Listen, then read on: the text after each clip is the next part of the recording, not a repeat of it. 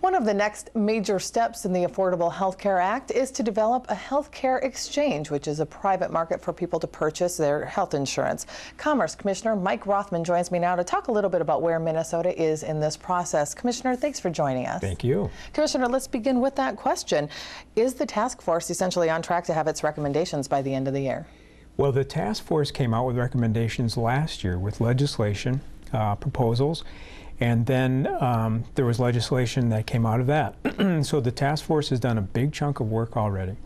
Yes, the Department of Commerce is now in the planning and design phase of building out the exchange, which is a new health insurance marketplace for up to 1.2 million people that will be purchasing their insurance through the exchange.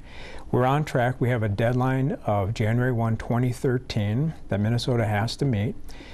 States that want to make their own state-based exchange have to do certain things by that date. Otherwise, the federal government will make a one-size-fits-all solution for those states that don't. And we are on track, and we've been working very hard to stay on track. What are some of the most recent developments in this area? Well, the biggest one was this week. We announced a big contract with Maximus, who will also be working with some other vendors like IBM, Connecture. It's a $41 million contract. It's a major piece of the exchange to develop the technology infrastructure, sort of the nuts and bolts of how this thing will work from the inside, to do things like make sure people will have a website. They'll have ability to find out whether they're eligible for subsidies, enroll in health insurance, and purchase the health insurance right online, with a lot of other great features like showing them who their providers are, insurance agents and brokers, and an opportunity to compare, the health insurance plans that they may have. So, Commissioner, for people who aren't very tech savvy, this could be very daunting for them. What is your office intending to do to try to maybe help hold some people's hands? Well, there's a lot of things that we're doing. One is taking a look at call centers. People can call in, actually talk to people live online, right there in our office. And there are individuals who will be working through social service programs, the counties who will have access. So there are about 700,000 people in Minnesota who currently get their, whether it's Medicaid or some other state program, who will have others helping them navigate. They're called navigators. That will help them and assist them through the process. So there'll be some people to help them. Okay, I'm sure that'll be beneficial for people to know. And we're running out of time, but I wanted to ask you, the future of this, while the U.S. Supreme Court did weigh in, the future is still a bit cloudy depending on this next election cycle. So given that, do you move forward as if this is a done deal, or is that kind of in the back of your head that this might be for nothing? Well, from the beginning, the administration has taken the view that the state-based exchange is the most important thing that we can do for healthcare development. We also have, with the ACA decision coming down, it's been definitive, and we're pleased with the decision eliminating that cloud, as you indicated. And then we will continue to move forward to plan and design. Otherwise, we will not be able to make that January 1, 2013 deadline. I think it's important for us to stay focused on that, and we'll see how everything else plays out. Let's talk a little bit real quickly about who this exchange could most benefit. A recent study by the Minnesota Department of Health and University of Minnesota School of Public Health revealed that there's the highest uninsured rate at this point of 26% is the Hispanic Latino community in Minnesota. Black Minnesotans is roughly 18%, and it goes on down. Will the exchange target populations to try to help improve these numbers? Absolutely.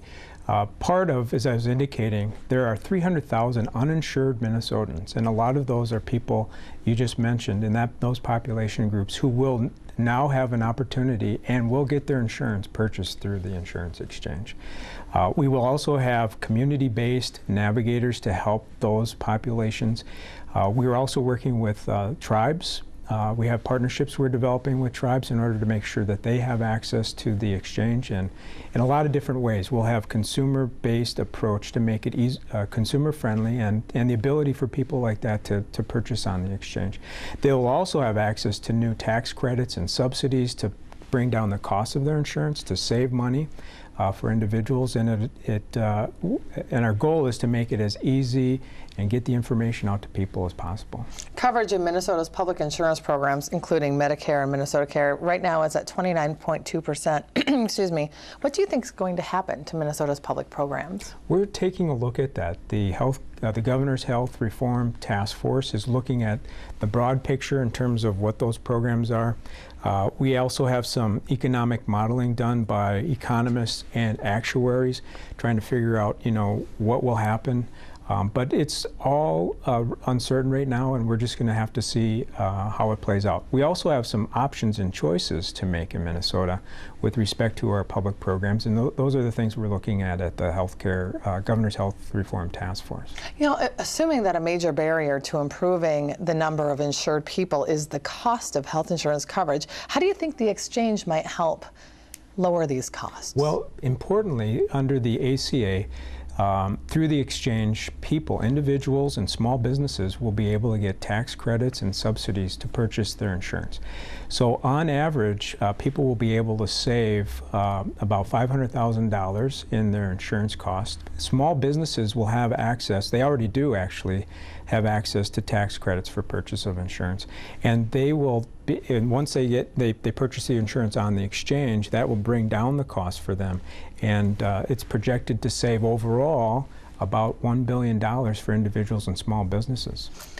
At this point, are you and others involved in this task force trying to engage the GOP to get them more involved in creating the exchange? Well, from the beginning, actually, when the administration started and myself, we wanted to make sure that all people, businesses, consumers, advocates had an opportunity, and particularly legislators. But they had held off. On both sides of the aisle. We had offered participation to both Republicans and Democrats to be on the task force. The Republicans declined. From the beginning, we've also said that they have a standing offer, really, to join us. I've met with the Republican healthcare leadership.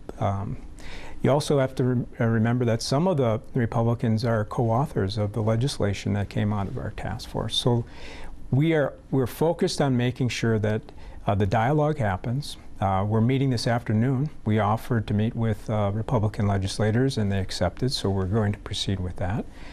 Just to talk about the exchange, where we are and what we're going to be doing. So we hope that that will happen, and to the extent we can, we'll keep moving forward. Okay, Commissioner Rothman, thank you for your time today. We hope to follow this. We will follow it, of course. We hope to get you on later in the year. Thank you.